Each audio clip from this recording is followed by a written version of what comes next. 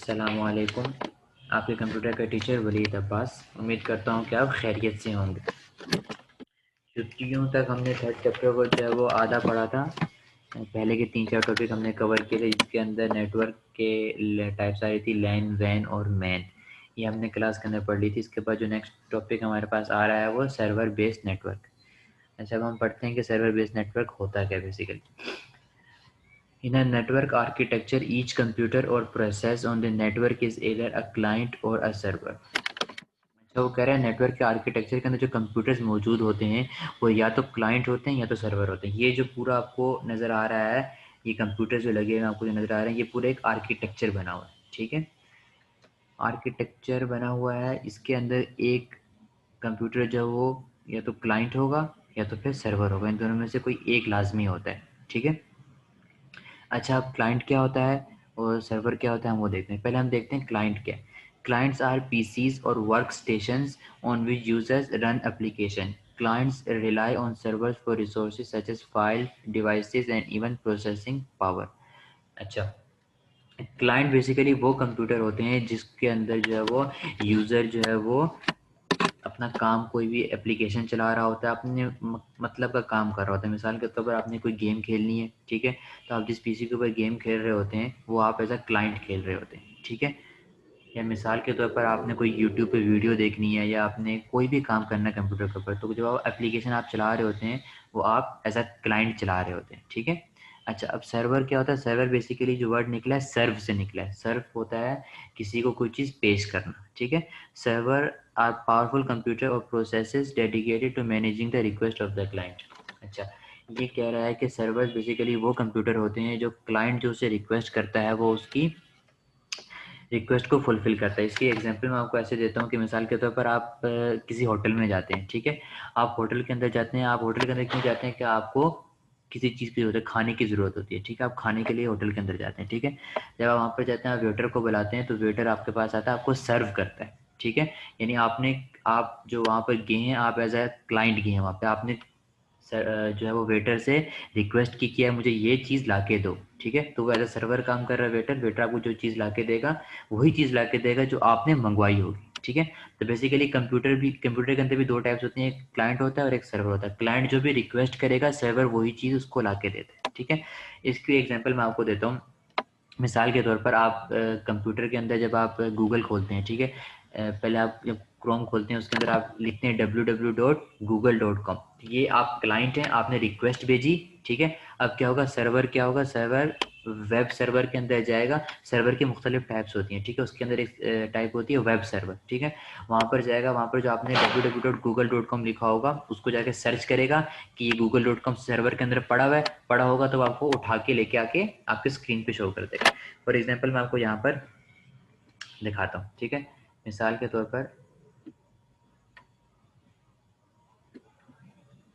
मैंने यहाँ पर जो है वो लिखा www.google.com। ठीक है, ये मैं एज अ क्लाइंट हूँ, ये मैंने यहाँ पे अभी एंटर किया, ये रिक्वेस्ट चली गई। ठीक है, अब ये वेब सर्वर के पास की, वेब सर्वर ने जो है वो वहाँ से मुझे गूगल का पेज उठा के ला के दे दिया। ठीक है, ये क्लाइंट सर्वर की एक एग्जाम्पल है। ठीक है, अब वापस अपने लेक्चर की तरफ आते हैं हम।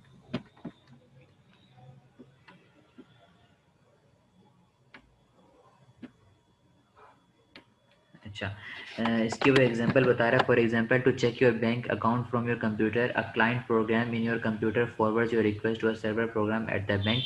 अच्छा, वो कह रहा है कि जब आपने मिसाल के तौर पर बैंक के अंदर अकाउंट बनाया हुआ, ठीक है, तो आपने जो अपना अकाउंट चेक करना है कंप्यूटर के जरिए। ठीक है, कंप्यूटर के जरिए, मोबाइल के जरिए। ठीक है, तो अ client program in your computer, मिसाल के तौर पर मेरा बैंक अकाउंट है HBL के अंदर। ठीक है, तो मैंने HBL की ऐप जो है वो अपने मोबाइल के अंदर जो इंस्टॉल की हुई है। ठीक है, अब मैं क्या कर रहा हूँ, अपना जो है बैंक अकाउंट या अपना मिसाल के तौर पर अपना बैलेंस चेक करना चाह रहा हूँ, बैंक अकाउंट के अंदर मेरे पास कितने पैसे पड़े हुए हैं। ठीक है, तो मैं क्या करूँगा, वो क्या कह रहा है कि client program in computer for your to request to a server program at the bank.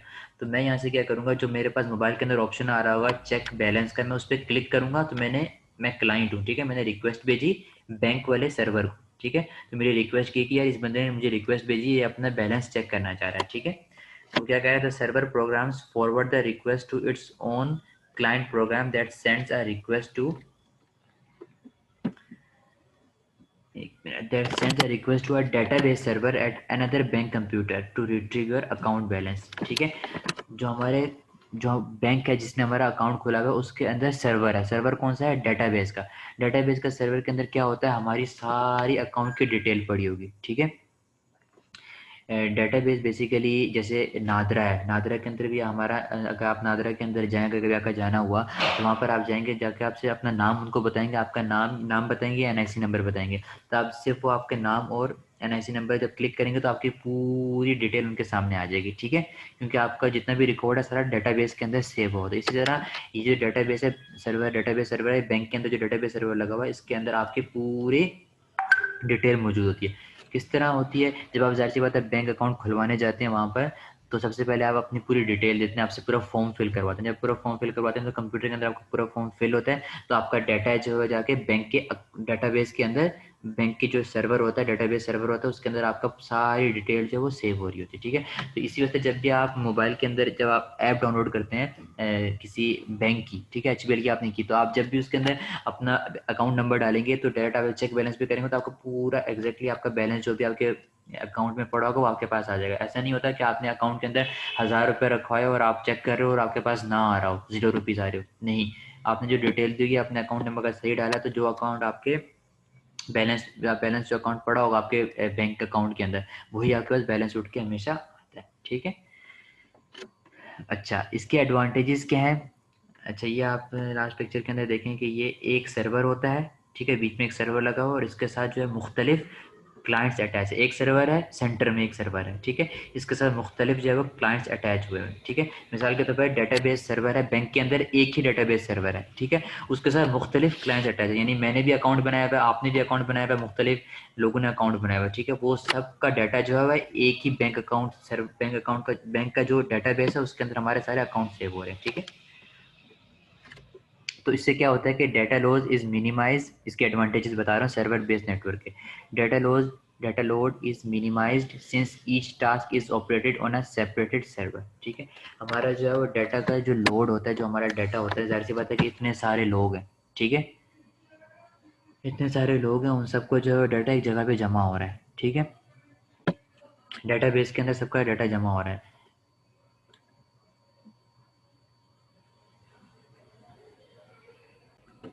अच्छा, अब हम एडवांटेजेस पढ़ते हैं इसके।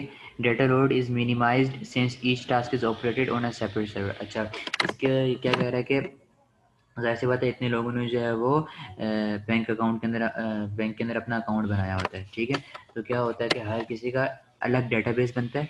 ठीक है, कभी ऐसा नहीं होता कि मैंने अकाउंट बनाया हुआ और एक आपने किसी बच्चे ने अकाउंट बनाया हुआ है। ठीक है, तो ऐसा नहीं होता कभी भी कि मिसाल के तौर पर राहिल ने अकाउंट बनाया हुआ है। ठीक है, राहिल, मैंने अपना बैंक अकाउंट नंबर डाला और सामने जो है वो राहिल का अकाउंट नंबर या राहिल का पूरा अकाउंट बैलेंस शो हो रहा है। ऐसा कभी भी नहीं होगा। हमेशा ऐसा होगा कि जब मैं अपना अकाउंट नंबर डालूंगा तो हमेशा मेरा ही शो हो रहा था। हर बंदे का अलग अलग डेटाबेस बन रहा होता है। ठीक है, तो इस वजह से क्या होता है कि डाटा का जो लोड होता है ना, क्योंकि जाहिर सी बात है कि एचबीएल के अब कितने कितने लोगों ने जो है एचबीएल के अंदर अकाउंट बनाए होंगे। ठीक है, अगर सबका एक ही डेटाबेस के अंदर सब कुछ सेव हो रहा हो तो फिर क्या होगा, इस तरह जो है वो बार बार हैंग होता रहेगा। ठीक है, या स्लो हो जाएगा, काम नहीं करेगा सही, किस वजह से हर किसी का सेपरेट सर्वर बन रहा होता है। ठीक है, अच्छा, network traffic is reduce to a greater extent since each task is operated on a separate server. अच्छा, ये भी वही बात है कि नेटवर्क की जो ट्रैफिक है वो कम हो गई है काफ़ी हद तक, के हर किसी का सेपरेट सर्वर है। ठीक है, हर किसी का सेपरेट डेटाबेस है, तो सबको जो है अलग अलग जो है वो सर्विस प्रोवाइड कर रहा है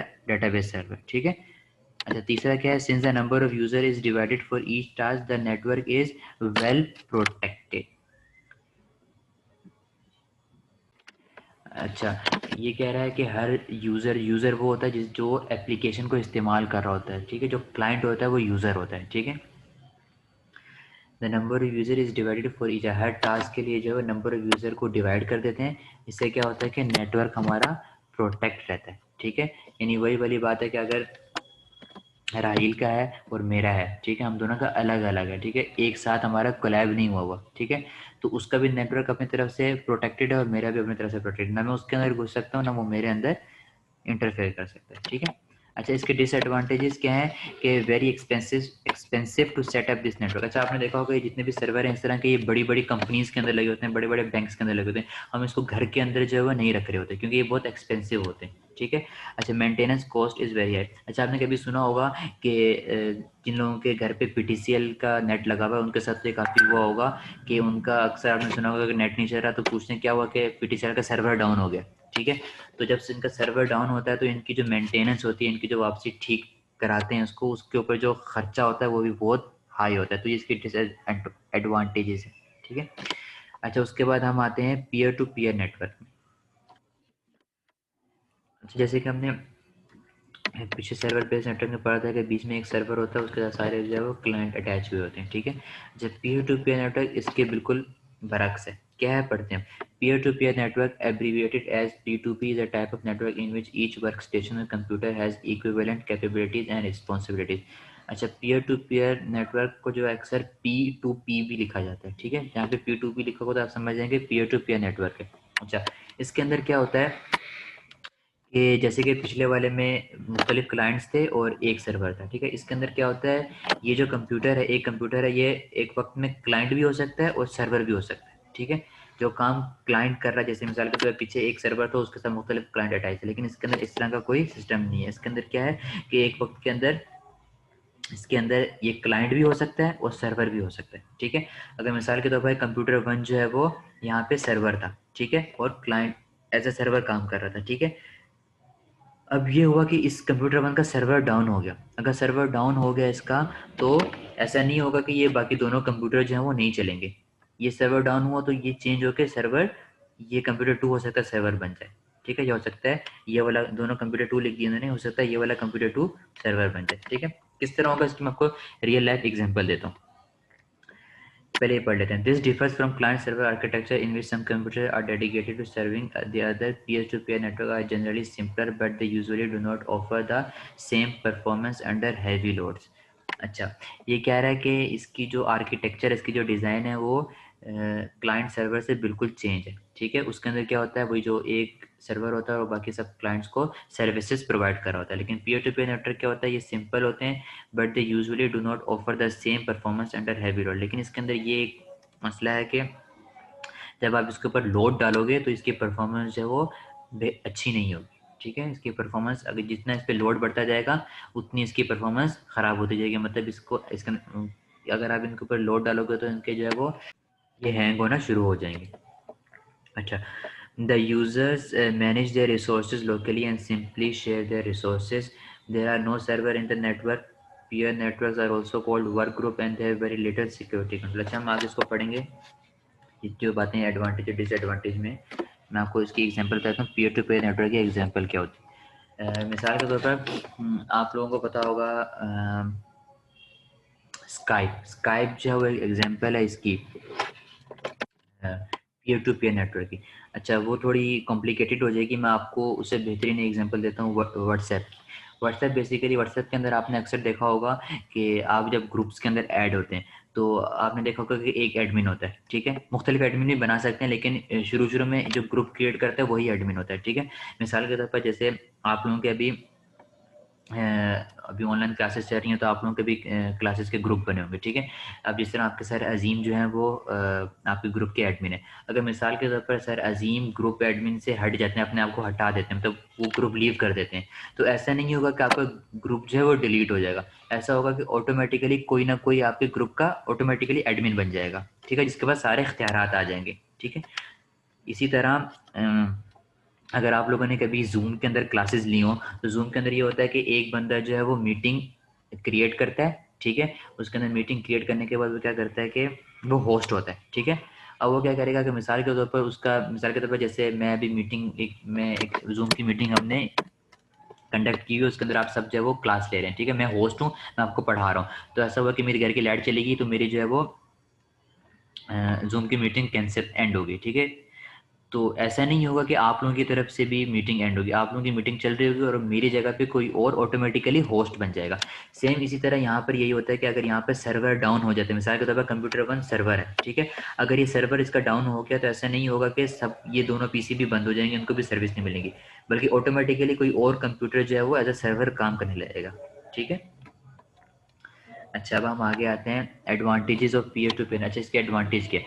each user manages the resources locally and is not dependent on a dedicated. अच्छा, इसके अंदर ये कह रहा है कि हर जो है वो यूजर जो है वो अपना काम जो है वो खुद कर सकता है, मतलब उसको सर्वर के ऊपर डिपेंड करने की ज़रूरत नहीं है। ठीक है, मिसाल के तौर पर पीटीसीएल का आप नेट चला रहे हैं, ठीक है, आप पीटीसीएल का नेट चला रहे हैं तो आपका जो है वो पीटीसीएल का सर्वर डाउन हो गया तो आपके अब आप नेट नहीं चला सकते, जब तक पीटीसीएल का सर्वर ठीक नहीं होगा आप लोग नेट नहीं चला सकते। ठीक है, लेकिन पीयर टू पीयर नेटवर्क के अंदर इस तरह का कोई ऑप्शन नहीं है। जैसे मैंने आपको जूम की एग्जांपल दी कि अगर मिसाल के तौर पर मीटिंग में कर रहा हूँ, अगर मैं होस्ट से, अगर मेरी मीटिंग कैंसिल हो जाती, मैं होस्ट था और मेरी मीटिंग एंड हो गई, तो ऐसा नहीं होगा कि आपकी मीटिंग, आपके जो जूम की मीटिंग बंद हो जाएगी, जूम की मीटिंग चल रही होगी, कोई ना कोई उधर होस्ट बन जाएगा। ठीक है।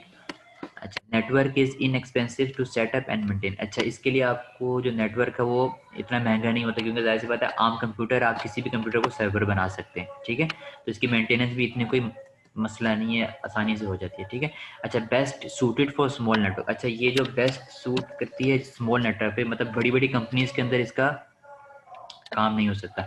ये एक छोटे नेटवर्क पे जहाँ पर कोई मतलब 10 से 15 पीसीज हों या इतने इतने कंप्यूटर्स हों, वहाँ पर ये बेहतरीन काम करेगी। जितना आप इस पर लोड बढ़ाते रहेंगे उतना जो है वो इसके वो हैंग होगा या आपको जो अच्छी परफॉर्मेंस नहीं मिलेगी। अच्छा, अब डिसएडवांटेजेस ऑफ क्या है इसकी?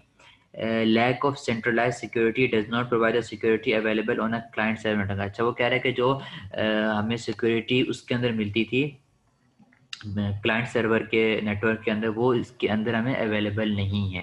ठीक है, उसके अंदर ये था कि हमारे पास एक सेंटर में जो सर्वर था उसके अंदर हमारी सारी जो है वो इन्फॉर्मेशन होती थी। ठीक है, इसके अंदर क्या है कि हर पीसी के अंदर ही आपकी इन्फॉर्मेशन है, तो आपकी पीसी जो है वो सिक्योर नहीं होता इस तरह। ठीक है। अच्छा, इसके बाद नेक्स्ट टॉपिक है हमारे पास topology. Topology is the arrangement of computers on the network. Topology basically computer की अरेंजमेंट को हम कहते हैं कि हमने कंप्यूटर को किस तरह अरेंज किया हुआ है। अगर आपको कभी कंप्यूटर लैब के अंदर जाना हुआ तो बल्कि आपके कंप्यूटर लैब के अंदर तो शायद इस तरह नहीं हुआ हुआ, लेकिन जो जिस तरह मेरी यूनिवर्सिटी थी उसके अंदर जो हमारे कंप्यूटर लैब थे उस तरह थे कि सारे लाइन वाइज लगे होते, जिस तरह आप ये देख सकते हैं सारे, ये बीच में एक लाइन है, इसके साथ मुख्तलिफ जो है वो कंप्यूटर्स अटैच है, तो ये एक इसकी ये एक अरेंजमेंट है। अच्छा, एक अरेंजमेंट मैं आपको और दिखाता हूँ, मिसाल के तौर पर कंप्यूटर इस तरह भी अरेंज हुए होते हैं कभी कभी। ये देखें, इसकी एक अरेंजमेंट ये भी है कि बीच में एक सर्वर लगा हुआ और सारे इसी के साथ कनेक्ट हुए हुए हैं। ठीक है, एक ये अरेंजमेंट है, एक ये अरेंजमेंट है कि ये सारे कंप्यूटर आपस में एक दूसरे के साथ कनेक्ट हुए हैं। ठीक है, तो कंप्यूटर की अरेंजमेंट को हम क्या कहते हैं? टोपोलॉजीज। ठीक है। अच्छा, वापस लेक्चर की तरफ आते हैं। अच्छा, it can also be referred as the map or plan of a network. अच्छा, इसको मैप भी कह सकते हैं और प्लान ऑफ अ नेटवर्क भी कह सकते हैं। ठीक है, मैप के अंदर भी आपने देखा होगा अक्सर जो है वो अरेंजमेंट हुई होती है जगहों की कि ये जगह यहाँ पर है, ये यहाँ से इस तरह जा रही है वगैरह, तो वही सेम सीन जो है वो टोपोलॉजी का भी है। अच्छा, दो टाइप्स की टोपोलॉजीज होती हैं, एक होती है physical topology, how the wires और केबल्स आर लेड आउट। अच्छा, यानी 20-25 हमारे पास लैपटॉप हैं तो हमने उनको आपस में कैसे जोड़ा हुआ है, किस जो है वो टाइप की जो टोपोलॉजी हमने बनाई हुई है। ठीक है, जैसे यहाँ पे 4 किस्म की इन्होंने दी हुई है। ठीक है, जैसे मिसाल के तौर पर ये नीचे बस टोपोलॉजी में देखें, एक केबल है बीच में सेंटर में, ठीक है, और ये लीनियर वाइज यानी एक एक बिल्कुल सामने सामने जो है वो करके जो है वो आपस में एक दूसरे के साथ जुड़े हुए हैं। ठीक है। अच्छा, कुछ टोपोलॉजीज हम आगे पढ़ेंगे, ये स्टार है, वो स्टार की शेप में जो है वो आपस में जुड़े होंगे, कुछ जो होंगे वो रिंग की शेप में जुड़े होंगी, कुछ जो होंगे वो ट्री की शेप में जो है वो आपस में उनकी जो है वो केबलिंग हुई हुई होगी। ठीक है, तो फिजिकल टोपोलॉजी की मुख्तलिफ 4 टाइप्स हैं वो हम आगे पढ़ेंगे। अच्छा, लॉजिकल और electrical topology describe how the information flows. अच्छा, लॉजिकल और इलेक्ट्रिकल टोपोलॉजी बेसिकली जैसे ये नीचे एक बस टोपोलॉजी है, लीनियर बस टोपोलॉजी, ये एक फिजिकल टोपोलॉजी है, लेकिन इसको जो ड्रॉ करते हैं हम, इसको इसका आर्किटेक्चर बनता है। ठीक है, किसी सॉफ्टवेयर या किसी टूल के ऊपर जो है ना इसका नक्शा बनता है। ठीक है, उस नक्शे को बेसिकली हम लॉजिकल टोपोलॉजी कहते हैं और उस नक्शे के अंदर जो वो डाटा भी ट्रांसफ़र हो रहा होता है। ठीक है, क्योंकि देखिए यहाँ पर ये जो आपस में एक दूसरे के साथ कनेक्ट है एक ही इस केबल के साथ, तो ये वाला जो कंप्यूटर है ये जब कोई फाइल भेजेगा, मिसाल के तौर पर इसने कोई फाइल पिक्चर भेजी, इसको भेजी, ठीक है, तो ये यहाँ से होकर डाटा जो है यहाँ से जाएगा जाएगा जाएगा और इसके पास जाके पहुँचेगा, ठीक है। तो ये एक डाटा इंफॉर्मेशन फ्लो हो रही है, ठीक है। अच्छा, फिर हम नेक्स्ट आगे जो है वो पढ़ेंगे इन सब की जो टाइप्स हैं, लीनियर बस, स्टार और रिंग ट्री टोपोलॉजी हम नेक्स्ट क्लास में कवर करेंगे इंशाल्लाह। यहाँ तक किसी बच्चे को कुछ समझ ना आया हो या किसी का कोई सवाल हो तो वो मुझसे कमेंट में पूछ सकते हैं, ठीक है। शुक्रिया।